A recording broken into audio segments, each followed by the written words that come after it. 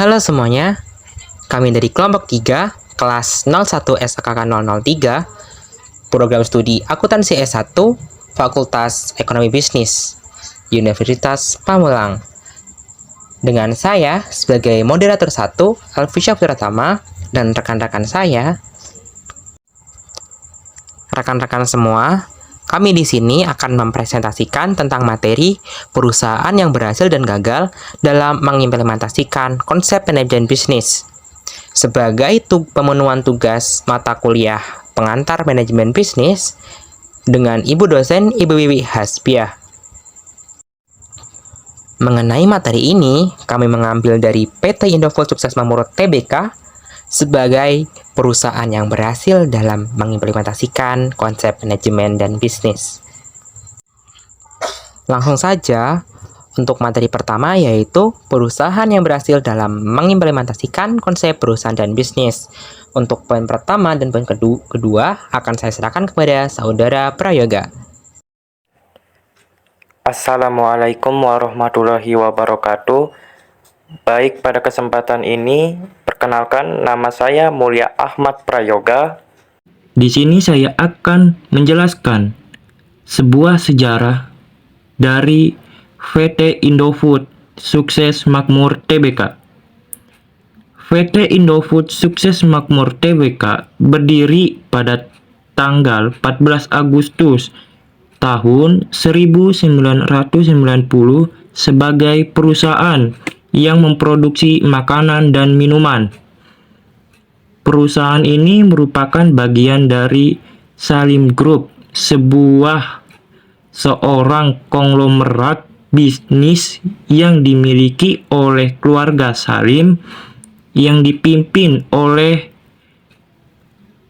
seorang yang bernama Sudono Salim. Pada awalnya, perusahaan ini fokus pada produksi mie instan dengan merek terkenalnya yaitu Indomie. Indomie menjadi produk ikonik perusahaan dan mendapatkan popularitas di Indonesia dan di internasional. Selama dekade pada tahun 1990-an, Indofood mulai mendiversifikasi portofolionya dengan memproduksi berbagai jenis produk makanan dan minuman, termasuk mie instan, makanan siap saji, minuman ringan, dan produk makanan lainnya. Perusahaan ini terus memperluas operasinya dengan membangun pabrik-pabrik di seluruh Indonesia dan negara lain. Hal ini mendukung pertumbuhan bisnis mereka dan memungkinkan mereka untuk memenuhi permintaan konsumen yang terus meningkat tiap tahunnya. Indofood telah mengambil langkah-langkah untuk mendukung praktik bisnis yang berkelanjutan, mengurangi dampak lingkungan, dan memperkenalkan inovasi produk seperti makanan sehat dan makanan organik. Perusahaan PT Indofood Sukses Makmur Tbk memiliki visi dan misi pada perusahaannya. Saya di sini menjelaskan visi terlebih dahulu, yaitu visinya menjadi produsen pangan berbasis bahan baku lokal terkemuka di dunia dan menjadi mitra bagi pembangunan berkelanjutan bagi seluruh pemangku kepentingan. Dan perusahaan PT Indofood Sukses Makmur Tbk mempunyai misi. Ada 3 misi yang diterapkan atau saya jelaskan ya. Di sini saya akan menjelaskan misinya. Pertama, memberikan pangan yang berkualitas. Misi pertama ini Indofood adalah untuk menyediakan produk pangan yang berkualitas tinggi kepada konsumen. Mereka berkomitmen untuk menjaga standar kualitas yang tinggi dalam semua produk mereka. Lanjut, yang kedua, mendorong inovasi. Indofood ini berusaha untuk terus melakukan inovasi dalam pengembangan produk barunya untuk memenuhi kebutuhan dan selera konsumen.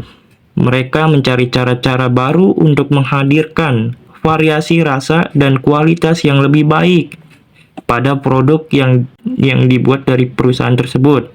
Yang ketiga adalah mendukung petani lokal. Perusahaan ini berkomitmen untuk mendukung petani lokal dan industri pertanian di Indonesia. Ini mencakup berbagai upaya seperti program latihan dan dukungan teknik untuk petani, serta pengembangan sumber daya pertanian yang berkelanjutan.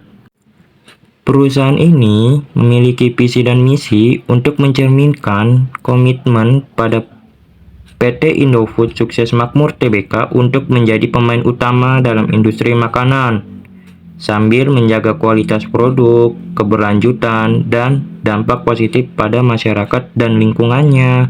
Sekian, terima kasih. Saya Mulyahmat Prayoga. Saya tutup dengan Assalamualaikum warahmatullahi wabarakatuh. Lanjut untuk Saudara Alfisya Putratama untuk melanjutkan penjelasan selanjutnya.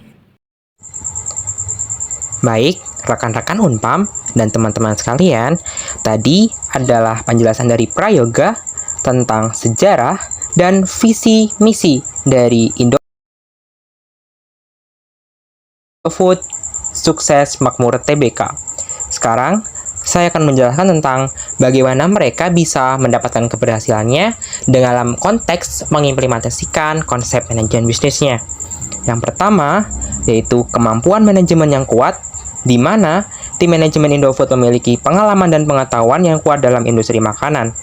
Mereka mampu mengelola bisnis yang besar dan kompleks dengan baik. Yang kedua, pengembangan pasar global. Indofood telah berhasil memasarkan produknya di berbagai negara di seluruh dunia, terutama produk mie instan. Ekspansi global ini membantu perusahaan mendiversifikasi pendapatan dan menghadapi persaingan di pasar domestik. Yang ketiga, yaitu portofolio produk yang diversifikasi. Artinya, Indofood memiliki portofolio produk yang sangat diversifikasi, mencakup berbagai kategori makanan dan minuman, termasuk mie instan, makanan siap saji, minuman ringan, produk makanan olahan, minyak goreng, dan banyak lagi. Diversifikasi produk ini memungkinkan perusahaan untuk mencapai berbagai segmen pasar dan memenuhi berbagai kebutuhan konsumen.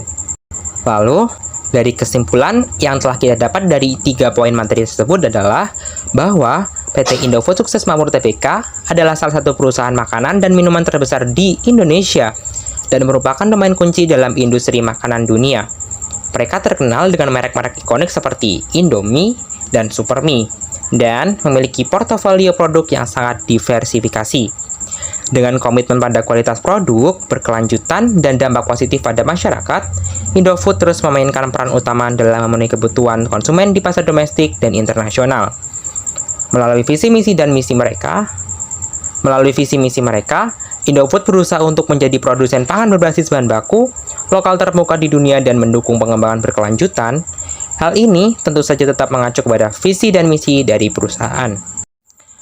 Rekan-rekan Unpam dan sahabat-sahabat sekalian, kita akan langsung ke materi kedua, yaitu perusahaan yang gagal dalam mengimplementasikan konsep manajemen dan bisnis dalam perusahaannya. Dan ini kami mengambil perusahaan Carrefour Indonesia. Untuk itu, moderator akan saya serahkan kepada Saudari Fatimah. Saya persilahkan. Halo teman-teman, saya Fatimah Zahra Vivi selaku moderator 2. Perlu diketahui bahwa poin yang kami ambil adalah berdasarkan kegagalannya dalam konsep manajemen, di mana Carrefour Indonesia sempat mengalami kemunduran bahkan hampir sampai pada kegagalan karena masalah di sistem manajemennya. Berikut adalah beberapa hal mengenai Carrefour dari sejarah dan solusi beserta kesimpulannya yang akan dibacakan oleh saya beserta teman-teman saya, yakni Immaculata Wilsa Sri Alfa sebagai pemateri 1 yang akan membacakan sejarah dan visi misi dari Carrefour. Dan ada Maulidia sebagai pemateri 2 yang akan membacakan mengenai keberhasilan dan kegagalan dari Carrefour. Dan saya sendiri selaku moderator 2 yang akan membacakan solusi beserta kesimpulannya. Perkenalkan, nama saya Immaculata Bilsasri Alfa. Jadi saya akan menjelaskan tentang sejarah, visi dan misi perusahaan yang gagal. Sejarah.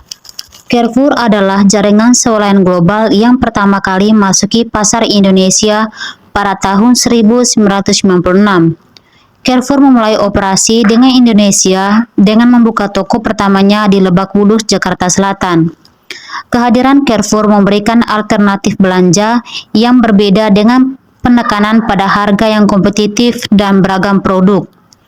Tak berselang lama, Carrefour Indonesia berkembang pesat dengan membuka sejumlah gerai di kota besar di Indonesia. Mereka menawarkan berbagai produk, termasuk makanan, pakaian, barang elektronik, peralatan rumah tangga, dan banyak lagi. Tentu saja, persaingan bisnis tetap ada. Di tengah persaingan ketat dalam industri retail di Indonesia, Carrefour bersaing dengan perusahaan-perusahaan lokal dan internasional lainnya, termasuk Alfamart, Indomaret, dan beberapa jaringan swalayan besar lainnya.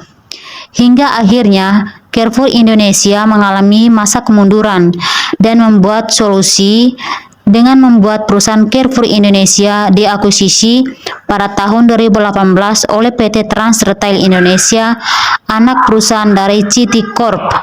Setelah diakuisisi tersebut, merek toko berubah menjadi Transmart, dan Transmart Carrefour sebagai bagian dari upaya untuk memperkuat posisi mereka dalam pasar retail di Indonesia. Visi dan misi.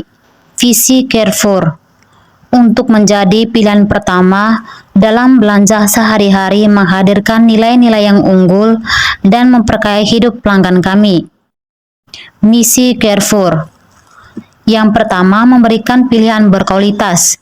Carrefour berkomitmen untuk menyediakan beragam produk dan merek yang berkualitas tinggi dengan harga yang bersaing untuk memenuhi kebutuhan sehari-hari pelanggan. Yang kedua, mengutamakan pelanggan. Carrefour berfokus pada kepuasan pelanggan dan berusaha untuk memberikan pengalaman belanja yang menyenangkan dan efisien. Mereka mendengarkan masukan pelanggan dan berusaha untuk memenuhi kebutuhan mereka. Yang ketiga, menyokong komunitas. Carrefour aktif dalam mendukung masyarakat lokal di wilayah mana mereka beroperasi. Ini dapat mencakup program-program keberlanjutan, inisiatif kesejahteraan, dan dukungan terhadap produk lokal. Yang keempat, komitmen pada berkelanjutan. Carrefour berupaya untuk mengurangi dampak lingkungan dan meningkatkan tanggung jawab sosial perusahaan mereka. Mereka berinvestasi dalam praktik bisnis yang berkelanjutan dan menjalankan berbagai inisiatif hijau. Yang kelima, pertumbuhan dan keunggulan operasional. Carrefour terus mencari inovasi dalam operasi mereka dan berusaha untuk tumbuh sebagai salah satu pemimpin dalam industri retail. Visi dan misi Carrefour mencerminkan komitmen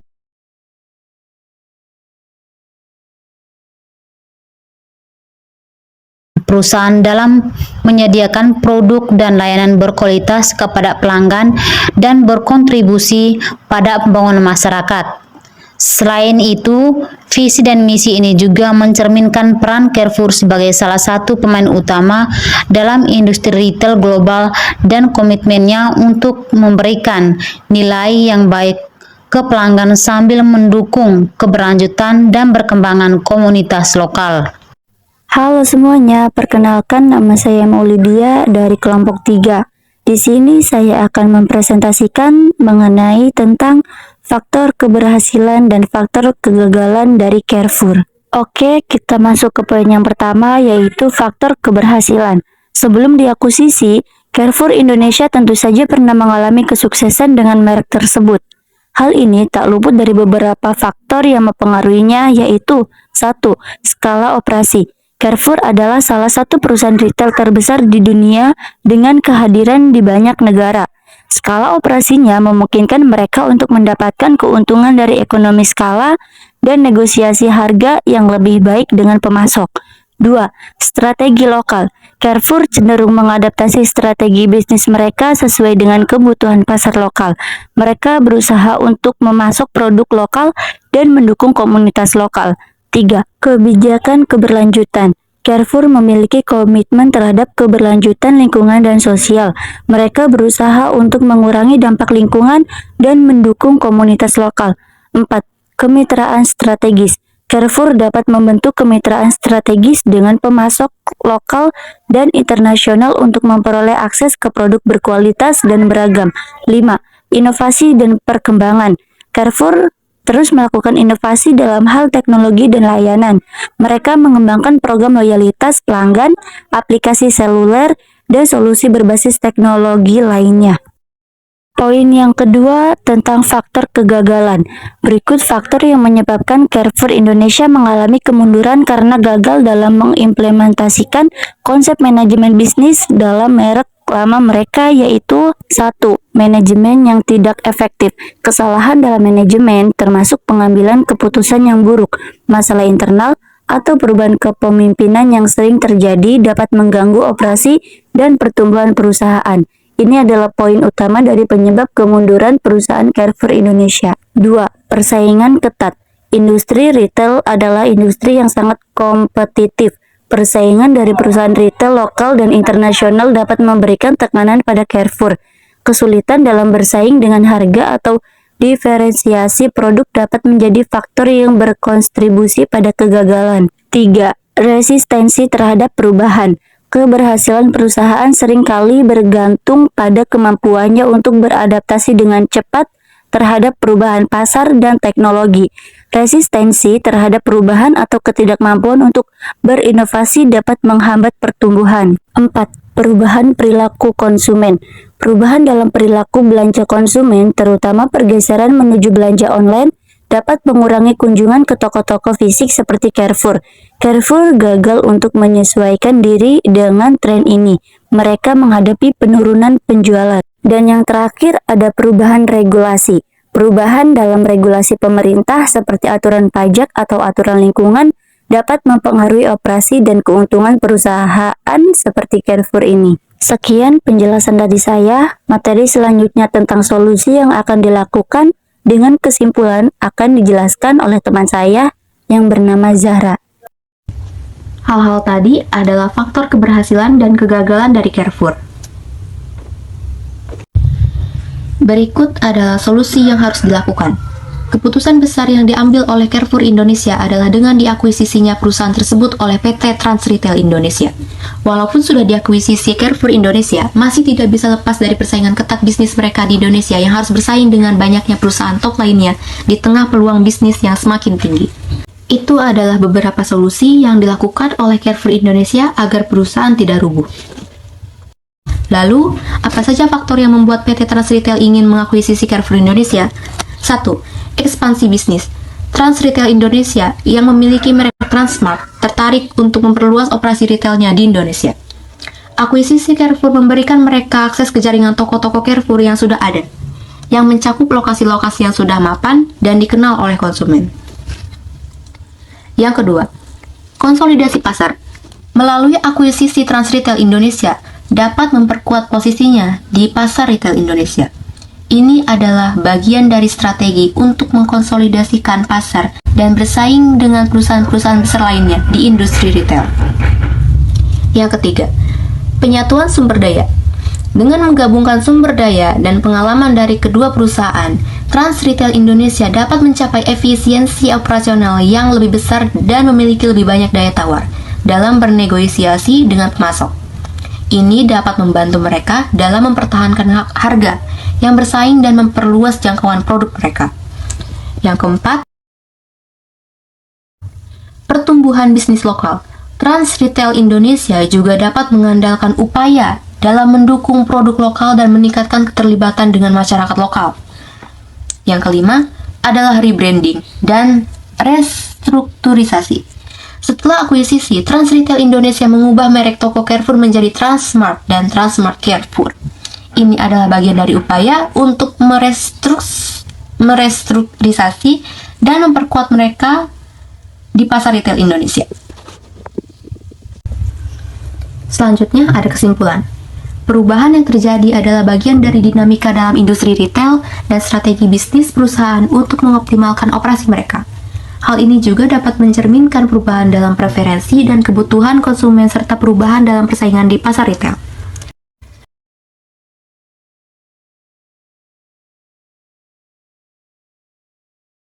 Kegagalan Carrefour di Indonesia sebelum diakuisisi oleh PT Trans Retail Indonesia atau anak perusahaan Citicorp bisa diatasi dengan berbagai cara. Beberapa solusi terkait kegagalan tersebut dapat mencakup: yang pertama, inovasi dalam layanan. Dalam era retail modern, inovasi dalam layanan dan pengalaman pelanggan menjadi sangat penting. Carrefour bisa mengembangkan layanan yang lebih inovatif, termasuk program loyalitas, aplikasi seluler, atau solusi belanja online. Yang kedua, efisiensi operasional. Mengelola biaya operasional dan rantai pasokan dengan lebih efisien dapat membantu meningkatkan profitabilitas. Hal ini mencakup perbaikan dalam manajemen stok, logistik, dan infrastruktur.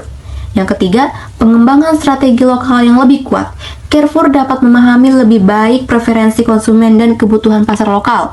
Ini termasuk menyediakan produk yang lebih sesuai dengan selera dan budaya lokal, serta mendukung produk lokal. Yang keempat, peningkatan kualitas layanan. Fokus pada pelayanan pelanggan yang baik dengan staf yang ramah dan berpengetahuan dapat membantu menciptakan pengalaman belanja yang lebih positif. Yang kelima, analisis pasar yang lebih mendalam. Carrefour dapat melakukan analisis pasar yang lebih mendalam untuk memahami perubahan tren, preferensi konsumen, dan persaingan di pasar retail Indonesia.